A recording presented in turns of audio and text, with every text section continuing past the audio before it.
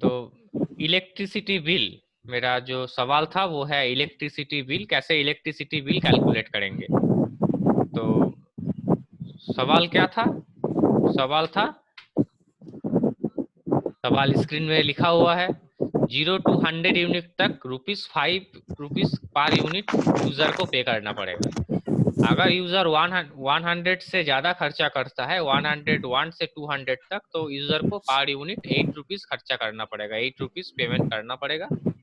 And 201 से 500 तक ₹10 करके देना पड़ेगा पर यूनिट।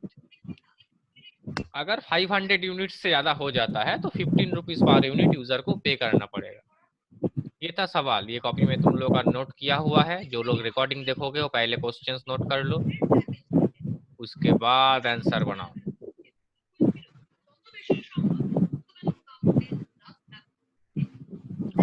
तो यूजर से इनपुट लेना है पहले मुझे। इनपुट क्या लेना है यूजर से? ना unit, enter your unit, enter your units.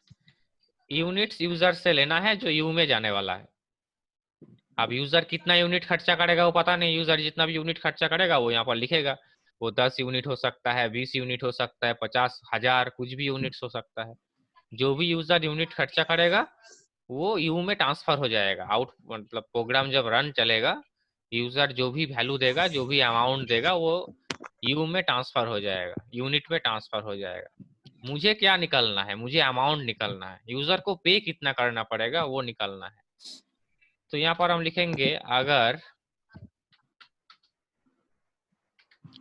Unit, user का दिया हुआ unit more than equal to 0 and user का दिया हुआ unit less than equal to 100 होता है, तो देन क्या होने वाला है? देन अमाउंट के लिए एक वेरिएबल डिक्लेयर कर लेते हैं, एएमओ बोल के। एएमओ बोल के एक वेरिएबल ले लिए। अमाउंट में क्या ट्रांसफर होगा? यूजर का यूनिट में जो रहेगा उसके साथ इनटू हो जाएगा ₹5 करके। इसका जो वैल्यू है आफ्टर प्रोसेसिंग, उसका वैल्यू एएमओ में ट्रांसफर हो जाएगा। ये जगह ठीक से समझना है। जैसे कि हम लोग लिखते हैं C equal to A plus B, normally हम लोग लिखते हैं C equal to A plus B का मतलब क्या है? C equal to A plus B का मतलब है A एंड B एडिशन होके उसका वैल्यू C में ट्रांसफर हो जाएगा। A का जो वैल्यू है उसके साथ B का वैल्यू ऐड होगा, A एंड B दोनों का वैल्यू ऐड होने के बाद वो C में ट्रांसफर हो जाएगा। ये होता है काम, प्रोसेसिंग बोलते हैं हम लोग इसको। तो यहाँ पर भी वही हो रहा है। यूजर कितना यूनिट दिया मुझे पता नहीं, कितना यूनिट यूजर देगा, लेकिन ये काम तब होगा जब यूजर का दिया हुआ यूनिट 0 से 100 के अंडर में होगा। मान लो यूजर ने 50 दिया है, 50, तो ये वाला कंडीशन काम करने वाला है, क्योंकि 50 more than 0 and less than 100 है। तो यू में क्या है? 50 है, 50 के साथ 5 इंटू होगा, मतलब 250 एएमओ में ट्रांसफर हो जाएगा। सिंपली, एकदम सिंपल, 250 एक वैल्यू, 250 एक वैल्यू है जो एएमओ में ट्रांसफर हो जाएगा। हो गया। उसके बाद हम नेक्स्ट आते हैं। अगर मेरा unit more than equal to 101 and मेरा unit less than equal to 200 होगा, देन अगर ये वाला कंडीशन मैच करता है तो अमाउंट में एएमओ में क्या ट्रांसफर होगा? एएमओ में ट्रांसफर होगा you into 8 rupees per unit transfer हो जाएगा। कंडीशन दोनों तो एक साथ मैच नहीं करने वाला। तुम लोग सोच सकते हो जे एएमओ में ये वाला भी जाएगा, एएमओ में ये वाला भी जाएगा, दोनों कैसे जाएगा? दोनों तो जाएगा नहीं। अगर यूजर 50 यूनिट दिया है, 50 यूनिट खर्चा किया है, तो पहला वाला कंडीशन मैच करेगा, पहला वाला काम होगा, दूसरे वाला तो काम नहीं होगा। 50 तो 100 से ज्यादा एंड 200 से कम नहीं है। यूजर अगर 50 यूनिट देता है तो पहला वाला कंडीशन मैच करता है। यूजर अगर 130 यूनिट खर्चा किया है, सपोज यूजर ने 130 यूनिट खर्चा किया है, तो 130 यूनिट खर्चा किया है तो सेकंड कंडीशन मैच करेगा। 130 ज्यादा है 101 से एंड 200 से कम भी है, तो ये वाला कंडीशन मैच करेगा। तो यहाँ पर अमाउंट में यूनिट का जो वैल्यू है मतलब 130 इंटू 8, 130 इंटू 8 उसका वैल्यू एएमओ में ट्रांसफर हो जाएगा। सेम टू सेम अगर मेरा यूनिट ज्यादा होगा और समान होगा 201 का, एंड मेरा यूनिट कम होगा और समान होगा 500 का, देन एएमओ में क्या ट्रांसफर होगा? एएमओ में ट्रांसफर होगा U इंटू 10। यूनिट वैल्यू जितना भी रहेगा, जितना भी यूनिट हम खर्चा करेंगे उसके साथ 10 इंटू हो जाएगा। अगर ये भी नहीं होता है, अगर मेरा unit more than equal to 501 है, देन एएमओ में ट्रांसफर क्या होगा? यूनिट का जो वैल्यू है 510, 550, 1000 कुछ भी हो सकता है, जितना भी यूनिट्स है उस यूनिट्स के साथ 15 रुपीज इंटू होने वाला है।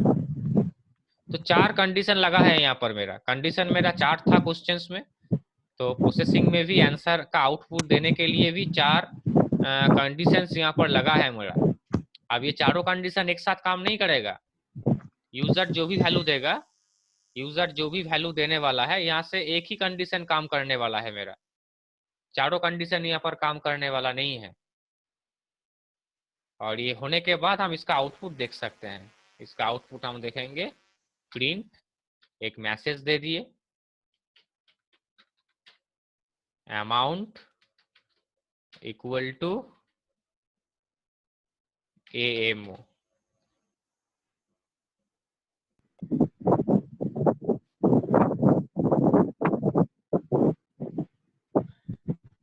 तो अमाउंट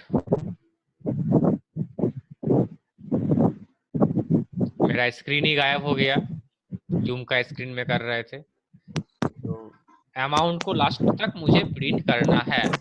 जो अमाउंट होगा उस अमाउंट को लास्ट में प्रिंट करना है। हम और एक बार लिख देते हैं, नोटपैड में लिखते हैं। वो जूम में लिखते ही हम गलत किए, जूम में लिखना ही नहीं चाहिए था।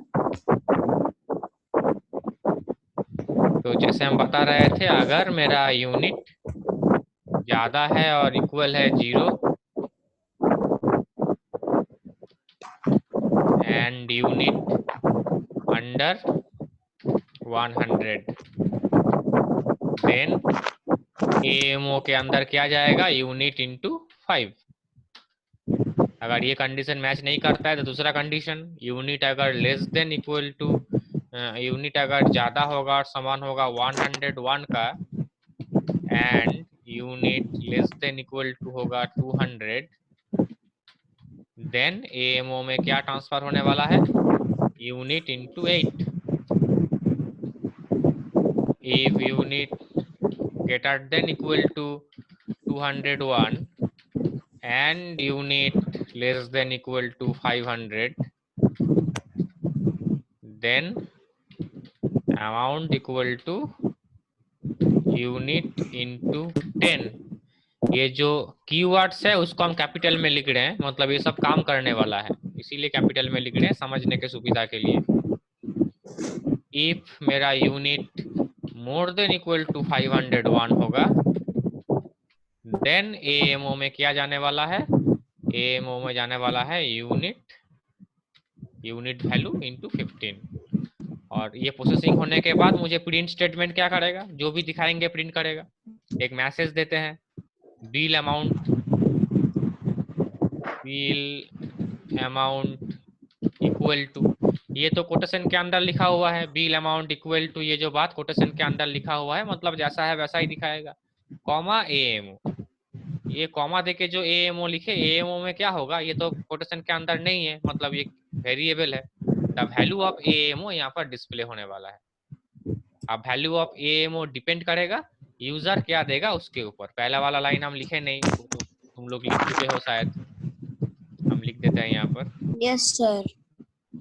इनपुट मैसेज देते हैं, इंटर यूनिट, यूजर जो भी यूनिट देगा वो तो यू में ट्रांसफर होने वाला है, वो तो हम दिखाए थे। तो अब बोलो सवाल क्या है, बोलो। इसमें बहुत इजी प्रोग्राम है, तुम लोगों को हम ग्रेड